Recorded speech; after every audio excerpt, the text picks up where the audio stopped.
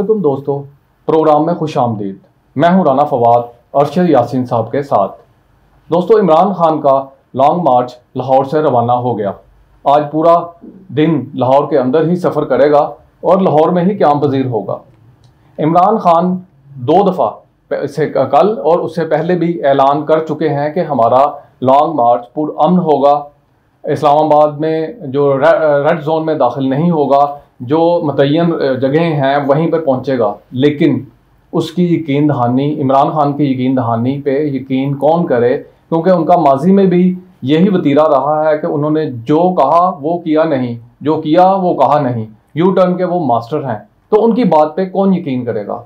दूसरा ये कि उन्होंने कल DGISI की प्रेस कॉन्फ्रेंस, एक तारीखी वाक़या है कि उन्होंने खुद आकर प्रेस कॉन्फ्रेंस की DGISI ने, और DGISP और उनके साथ थे, लेकिन उसके बावजूद वो खुद बोले और उन्होंने जो इंकशाफात किए वो यही थे कि वो इमरान खान एक तरफ तो फ़ौज की मुदाखलत की बातें के ख़िलाफ़ बातें करते हैं, दूसरा वो बैकडोर उनसे रातों को मुलाकातें भी करते हैं और उनको आइनी और गैर आइनी अपने मुतालबात सामने रखते हैं। देखा जाए तो बहुत बड़े ऐसे इंकशाफात हुए कि इमरान खान को की जो अमाल को खोल के रख दिया गया, लेकिन कोई समझने वाला समझे तो फिर ही है, वरना अगर उनकी मदह सराई या उनके गुन गाने वाले तो वो उनकी हर बुराई को भी अच्छाई बनाकर पेश करते हैं। अब अरशद साहब ये बताइएगा कि ये कंटेनर की जो सियासत, ये जो शुरू दोबारा से की गई है, इमरान खान का कंटेनर जो जिसमें हिफाजती इंतजामात हैं, जिसमें किचन भी है, जिनमें उनको अटैच बाथ भी है, तो क्या ये आपको लगता है कि ये इस्लामाबाद में पहुंचने के बाद इख्तिताम पज़ीर हो जाएगा एक जलसे के बाद, या ये एक धरने की सूरत अख्तियार कर सकता है? जी, बहुत शुक्रिया राना फवाद। आपने अपनी गुफ्तगू में ही 2-3 चीज़ें बहुत अहम रखी हैं और उसमें उसका आपने जवाब भी दिया, और इमरान खान के हवाले से आपने जो बात की है, मैं ये समझता हूँ कि पाकिस्तान के कोई भी ऐसा सियासतदान नहीं है जिस पे एतबार किया जा सके। पाकिस्तान की तारीख़ ये हमें बताती है, कायदे आज़म के आप कह लीजिए कि ज़ियारत में जिस तरह उनका पेट्रोल गाड़ी का ख़त्म हुआ, जिस तरह वो रहना पड़ा, उसके बाद उस वक्त की हुकूमत ने क्या क्या उसके बारे में पहले क्या कहा था, बाद में क्या कहा, उसके बाद जुल्फ़िकार अली भुट्टो और फिर नवाज शरीफ और मोहतरमा बेनज़ीर और फिर इमरान खान, सारी हुकूमतों के अदवार हमने देखे हैं। और उसमें यू टर्न किसी एक बंदे ने नहीं लिया, हर बंदे ने, हर सियासतदान ने, हर हुक्मरान ने अपने वक्त और अपने मफाद और वक्ता ज़रूरत के मुताबिक यू टर्न लिए हैं। अदारों ने भी यू टर्न लिए, और ये मामला सियासत का हिस्सा है। और जहाँ तक आपने ये बात की कि ISI के चीफ़ ने कल प्रेस कॉन्फ्रेंस की और उन्होंने जो बात की वो यकीनन वो काबिल गौर भी है, और मैं उस पर ज़्यादा तबसरा इसलिए नहीं करना चाहता कि वो फ़ौज भी हमारी है, अदारा भी हमारा है, हमने हमेशा उनका एहतराम भी किया है। और बाज़ लोग उंगलियां उठाते हैं लेकिन अदारे पे नहीं उठाते, कुछ शख्सियात पर उठती हैं, वो भी उनके कौल-ओ-फ़ील के हवाले से। बहैसियत अदारा हम सब उनका एहतराम करते हैं और एहतराम करते रहेंगे। और एक बात जो सामने आई, बहुत अहम बात जिस पे की तरफ आपने इशारा भी किया है कि रात को मिलने जाना और सुबह कुछ कहना और शाम को कुछ कहना, और मैंने तो ये भी देखा है और बाज़ सियासतदानों ने तो ये भी कहा है कि लोग गाड़ी की डिग्गियों में छुप के रात को आर्मी चीफ़ को मिलते रहे। वज़ीर-ए-आज़म शहबाज शरीफ की बात हो रही, नवाज शरीफ का भी यही आलम रहा है। चौधरी निसार से पूछ के देख लें कौन कौन कब कब किस किस हालत में जाकर मिलता रहा। और मैं अगर राना साहब आपको पुरानी एक हिस्ट्री बताऊं तो एक बहुत अहम मजहबी रहनुमा के बारे में ये आम हुआ कि वो किसी से मिलने के लिए नहीं, गिरफ्तारी से बचने के लिए एक देग में अपने आप को छुपा करके भागे थे। ये वतीरा रहा है सियासतदानों का, और ये हमेशा होता रहा है।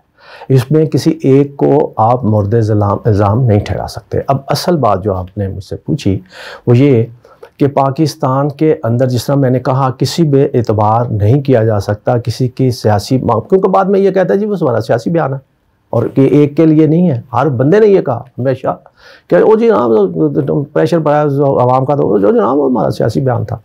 अब इमरान किस हद तक सियासी बयान दे रहा है किस हद तक अपने अमल पे अमल दरामद करेगा। लेकिन फ़िलहाल जो वो कह रहा है वो ये कह रहा है कि ये लॉन्ग मार्च या इसको जो आज़ादी मार्च वो कहता है, ये किसी की हुकूमत के ख़ात्मे के लिए नहीं किया जा रहा। यानी एक बात उसने ये तय कर दी कि हम जा रहे हैं तो हम वहाँ धरना इस अंदाज से नहीं देंगे कि हुकूमत ख़त्म होगी तो हम घर जाएंगे, और ना ही वो धरने की बात कर रहे हैं। अब धरना बहरहाल उनके शेड्यूल में है तो सही, लेकिन उन्होंने इस बात पे क्लियर कर दिया आवाम को कि जनाब हम हुकूमत गिराने का इरादा नहीं रखते, और वो शुरू से एक बात कर रहे हैं कि हमारा सिर्फ एक मुतालबा है, हमें इलेक्शन की तारीख़ दे दी जाए, सिंपल, ये बात वो कह रहे हैं। अब आगे जा कर के हालात क्या चेंज होते हैं क्या नहीं होते, आगे से मुज़ामत किस अंदाज से होती है। अब मुज़ामत किस अंदाज से होती है क्या मतलब ये है कि अगर हुकूमत के एहलकारों की तरफ से कोई इस तरह के मामलात सामने आते हैं जो आइन और कानून जिसकी इजाज़त नहीं देता, तो फिर आवाम से आइन और कानून पर पाबंद रहने की गारंटी तो कोई भी नहीं दे सकता। सियासतदान भी कहेंगे कि जनाब हमारा क्या ज़रूर लोग आएँ, लेकिन ये कहने की मैं पोजीशन में नहीं हूँ, या कोई भी नहीं है कि आगे जाकर क्या होगा। लेकिन दुआ करनी चाहिए जो भी हो पाकिस्तान की बेहतरी के लिए हो।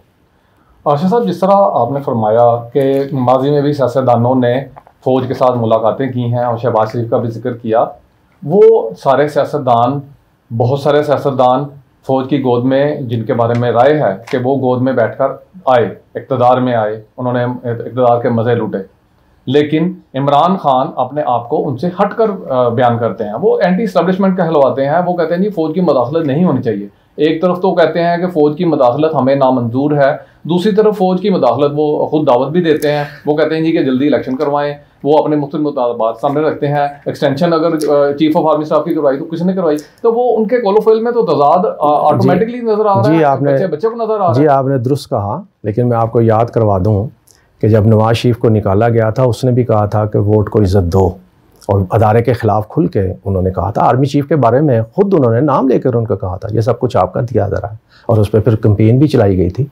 लेकिन माजी को याद करने से बेहतर है आगे बढ़ा जाए, और पाकिस्तान के जो हालात जा रहे हैं उसमें बेहतरी के जो है आसार हैं वो ही सामने लाए जाने चाहिए। इसलिए क्योंकि मैंने जिस तरह पहले बात की कि इस सियासी हमाम में सब नंगे हैं, और आपने जो बात की कि इमरान ये कहता है मैं एंटी इस्टेब्लिशमेंट हूँ, ये मेरा नहीं ख्याल कि उसने कभी भी कहा हो एंटी इस्टेब्लिशमेंट हूँ। उसने कहा कि जी मैं अमेरिका के ख़िलाफ़ भी नहीं हूँ, मैं तो चाहता हूँ बराबरी की बुनियाद पर उनसे ताल्लुक़ होने चाहिए। इस तरह पाकिस्तान की फ़ौज के हवाले से कल भी राना साहब मैं आपको बताता जाऊं, कल भी जिस प्रेस कॉन्फ्रेंस का आप जिक्र फरमा रहे हैं उसके बाद इमरान खान को बहुत सारे लोगों ने इस बात पे मजबूर किया कि आप प्रेस कॉन्फ्रेंस करके इस सारे मामलात का जवाब दें।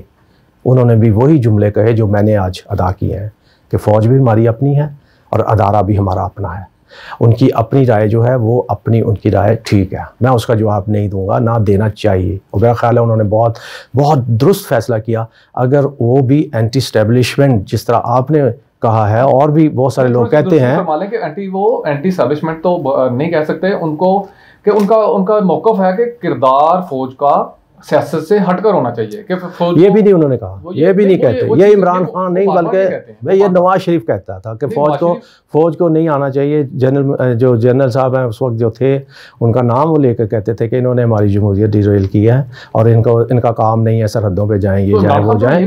तो ये होगा, ठीक है, उनका भी होगा। मैंने तो पहले कहा कि सियासतदान तो सारे एक जैसे ही हैं। और जब पाकिस्तान में कौन सी ऐसी हुकूमत है जिस पे आप कह सकते हैं कि वो अपने पाँव पे आई है? कोई है? मुझे तो सिर्फ इतना ही बता दें, कि बाकी जितने सियासतदान हैं, जितने भी सियासतदान इमरान के अलावा कोई एक सियासतदान बता दें जिसने इतनी लंबी जद्दोजहद भी की हो और कोई इलेक्शन हारा भी हो, जीता भी हो, वो तो डायरेक्ट आते हैं, वजीर बनते हैं। लेकिन फ़ौज की जो आदम मुदाखलत समझ लें या फ़ौज की सियासत में मदाखलत के ख़िलाफ़ बात करना अगर इमरान खान करते हैं तो वो ठीक है, लेकिन बहैसियत इदारा और आला फ़ौजी शख्सियात के ऊपर इस तरह के इल्ज़ामात लगाना और इस तरह की जो है वो बेतुकी बातें करना, वो भी एक किसी तरह दुरुस्त नहीं है। कि एक इंस्टीट्यूशन को कमज़ोर करने की कोशिश करना, क्या इसको आप समझते हैं कि ये दुरुस्त इक़दाम है? कि ये रवायत नवाज शरीफ ने शुरू की थी और जब उसको निकाला गया उस वक्त से वो यही करता नहीं थी, वो ज़्यादा थी। आप भूल गए हैं, उन्होंने इस्लामाबाद से वाली बातें और आप भूल रहे हैं। उन्होंने इस मामले में लॉन्ग मार्च भी किया था इस्लामाबाद से लाहौर तक, और सारे रास्ते में गाली गंदा करते रहे। उनकी बेटी जो कुछ कहती रही है वो भी रिकॉर्ड का हिस्सा है, लेकिन मैं क्योंकि इमरान खान का या तहरीक इंसाफ का जो स्पोक्स पर्सन नहीं हूँ, मैं जो देख रहा हूँ मैं सिर्फ उस पर ही बात करूँगा। लॉन्ग मार्च तो अब इमरान खान भी कर रहे हैं, लेकिन जो ज़ाहिर लग रहा है वो उस वक्त उन्होंने जो उजलत में किया, उनके जो कहने वाले कह रहे हैं, ज़बान ज़्यादा आम ये बात है कि उनके ऊपर टफ टाइम आ रहा है, तो जिसकी वजह से वो ये सारी चीज़ें ब्लैकमेलिंग के लिए या अपना दबाव बढ़ाने के लिए कर रहे हैं। दबाव वाला अल्फाज तो बहुत सारे लोगों के मुंह से निकल भी रहे हैं कि वो अपना दबाव बढ़ा रहे हैं। और उसमें वो पंजाब में तो वो पिकनिक खेलेंगे, पिकनिक मनाएंगे, हर शहर में वो मेला सजेगा, हर जो ज़िले से दूर हैं वो अपने बंदे लाएंगे और वो एक बड़ा फेस्टिविटी होगी, नाच गाने होंगे, सारा कुछ होगा। फिर अगले शहर में जाएंगे, अगले शहर में नाच गाने हो गए, पिकनिक होगा। लेकिन इस्लामाबाद में क्या पहुंच पाएंगे? इस्लामाबाद में तो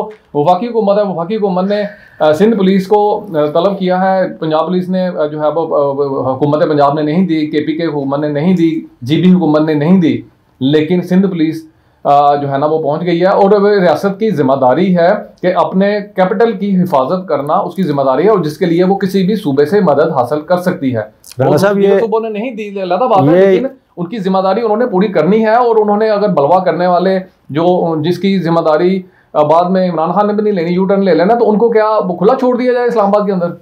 ये आपका जो मौक़िफ़ है ये बिल्कुल ये नया नहीं है, पुराना है। ये मैं सुनता आ रहा हूँ काफ़ी अर्से से। 14 जमाती सियासी जो कायदीन हैं उनका यही मौक़िफ़ है और उसका जवाब भी लोग देते हैं, लेकिन लोगों को क्योंकि इस अंदाज से आइन और कानून की बात तो करते हैं, लेकिन उस पर अमल दरामद उसके हवाले से जो है ना वो दलील के साथ बात नहीं करते।